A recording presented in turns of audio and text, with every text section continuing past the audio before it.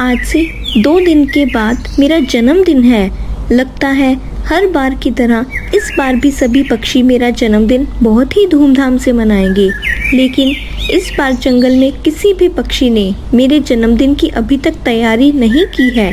और तो और कालू जी ने भी अभी तक मेरे जन्मदिन पर मुझे क्या तोहफा देना है यह भी नहीं बताया है।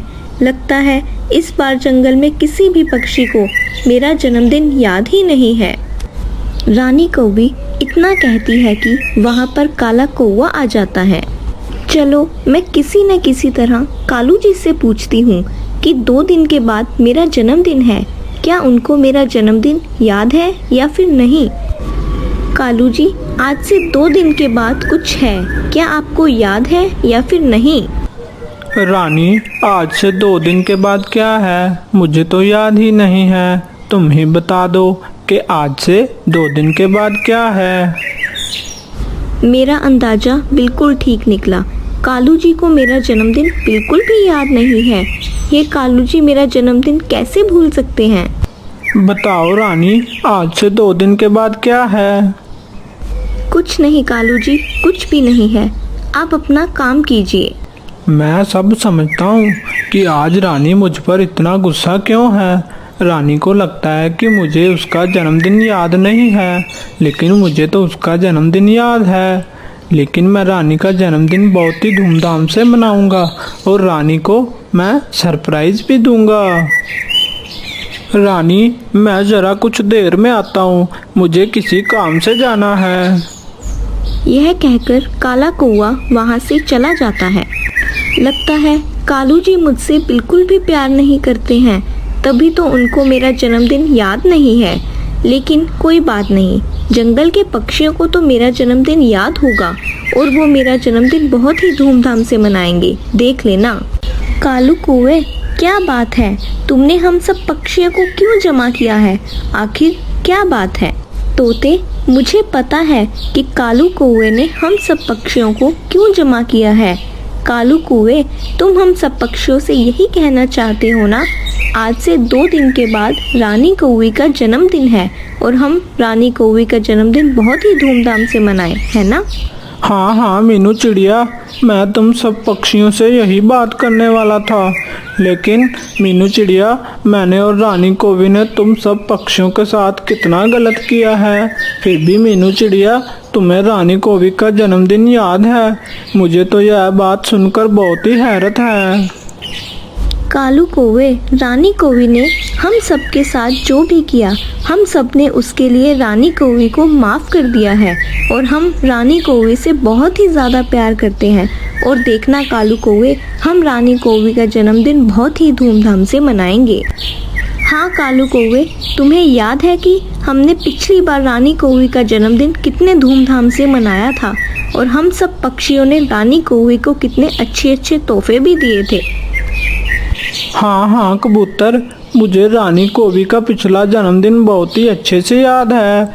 लेकिन मीनू चिड़िया, रानी कौवी मुझ पर बहुत ज़्यादा गुस्सा है क्योंकि रानी कौवी को लगता है कि मुझे उसका जन्मदिन याद ही नहीं है। कालू कौवे, जब हम रानी कौवी को सरप्राइज देंगे तो उस पर जो तुम्हारे लिए गुस्सा है वो भी दूर हो जाएगा और रानी कौवी बहुत ज़्यादा खुश हो जाएगी। मीनू चिड़िया, मैं चाहता हूँ कि मैं रानी कौवी को तोहफे में एक बहुत ही ज़्यादा बड़ा सा सुंदर घर दूँ और रानी कौवी की भी यही ख्वाहिश है कि वो एक बहुत ही बड़े सुंदर से घर में रहे। और मैं चाहता हूँ कि मैं ये ख्वाहिश रानी कौवी की ज़रूर पूरी करूँ। तो फिर ठीक है कालू कौवे, हम सब पक्षी मिलकर रानी कौवे के लिए एक बहुत ही सुंदर सा घर बनाएंगे और वह घर हम रानी कौवे को सरप्राइज देंगे। तोते, तुम घर बनाने के लिए लकड़ियाँ और सूखा घास जमा करके लाओगे और बुलबुल, तुम्हें तो रंग करना काफ़ी ज़्यादा अच्छा आता है तो इसलिए तुम घर को रंग करोगी। और कबूतर और कालू कौवे, तुम दोनों बुलबुल और तोते की मदद करोगे और तुम सबको मुझे लकड़ियाँ ला कर दोगे। उन लकड़ियों से मैं घर तैयार करूँगी। अगर हम सब मिल बांट कर काम करेंगे तो हम घर जल्दी बना पाएंगे। लेकिन सभी पक्षी मेरी एक बात गौर से सुन लो कि रानी कौवी को इस बात का बिल्कुल भी पता नहीं लगना चाहिए कि हम सब पक्षियों को यह पता है कि 2 दिन के बाद रानी कौवी का जन्मदिन है। अगर यह बात रानी कौवी को पता चल गई तो रानी कौवी का पूरा सरप्राइज खराब हो जाएगा। इसलिए कोई भी पक्षी रानी कौवी को यह बात नहीं बताएगा, और अगर रानी कौवी किसी पक्षी से आकर पूछे तो हमें ऐसे बनना है कि हमें पता ही नहीं है कि 2 दिन के बाद रानी कौवी का जन्मदिन है। हाँ चिड़िया बहन, तुम बिल्कुल भी चिंता मत करो, हम में से कोई भी पक्षी रानी कौवी को कुछ भी नहीं बताएगा। चलो चलो, बस अब सब अपने काम पर लग जाओ। फिर बुलबुल और कबूतर रंग लाने के लिए चले जाते हैं और काला कौवा और तोता लकड़ियाँ और सूखा घास जमा करने के लिए चले जाते हैं। कालू कौवा और तोता तो लकड़ियाँ और सूखा घास जमा करके ले आए हैं। बुलबुल और कबूतर, क्या तुम दोनों भी रंग ले आए हो? हाँ मीनू चिड़िया, मैं और कबूतर दूसरे जंगल से रंग ले आए हैं। चलो ठीक है, तो फिर मैं अभी लकड़ियों से घर बनाना शुरू कर देती हूँ। इतने समय से यह कालू जी कहाँ पर हैं? अभी तक नहीं आए, कहीं घूम रहे होंगे। चलो मैं उनको पकड़ कर ले आती हूँ। फिर रानी कौवी कालू कौवे को ढूंढने के लिए निकल जाती है। रानी कौवी कालू कौवे को ढूंढते ढूंढते पक्षियों के पास आ जाती है और वहाँ पर कालू कौवा भी होता है। कालू जी, तुम यहाँ क्या कर रहे हो? मैंने तुम्हें कहाँ कहाँ नहीं ढूंढा, बताओ तुम यहाँ क्या कर रहे हो? रानी कौवी, तुम यहाँ? वो मीनू चिड़िया अपना नया घर बना रही है, तो बस मैं मीनू चिड़िया के साथ उसका नया घर बनाने में मदद कर रहा था। तुम सब पक्षी मुझे बताओ कि आज से 2 दिन के बाद कुछ है। क्या तुम में से किसी भी पक्षी को याद है कि आज से 2 दिन के बाद क्या है?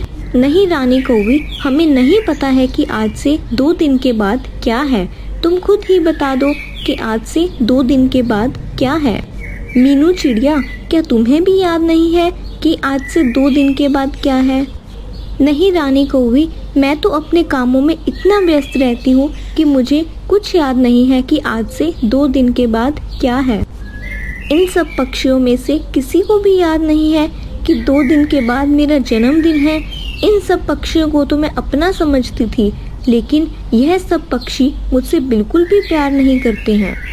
फिर वह रानी कौवी वहाँ से गुस्सा होकर चली जाती है। फिर ऐसे ही 2 दिन भी निकल जाते हैं। आज रानी कौवी का जन्मदिन है, लेकिन रानी कौवी को लग रहा था कि किसी भी पक्षी को रानी कौवी का जन्मदिन याद ही नहीं है। यह देखो तो कालू जी को, कितने मज़े से भोजन कर रहे हैं। इनको तो याद ही नहीं है कि आज मेरा जन्मदिन है।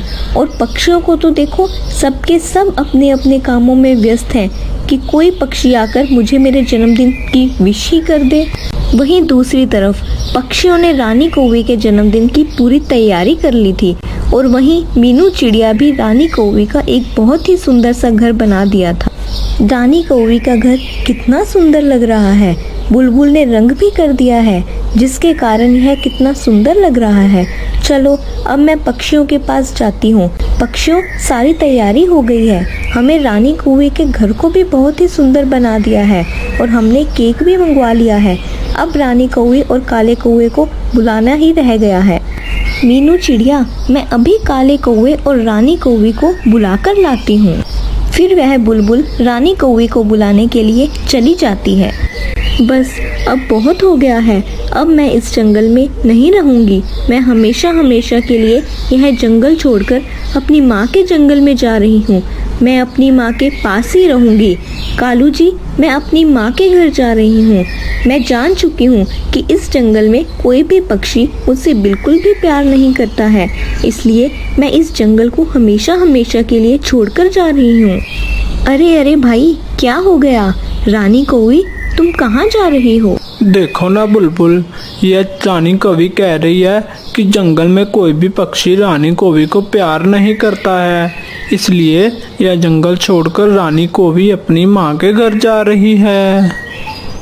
रानी कौवी, तुम भले अपनी माँ के यहाँ चली जाना, लेकिन मुझे तुम्हें कुछ दिखाना है, इसलिए तुम अपनी आंखों पर पट्टी बांध लो। फिर बुलबुल रानी कौवे की आंखों पर पट्टी बांध देती है, और वह बुलबुल कालू कौवे और रानी कौवे को लेकर पक्षियों के पास चली जाती है।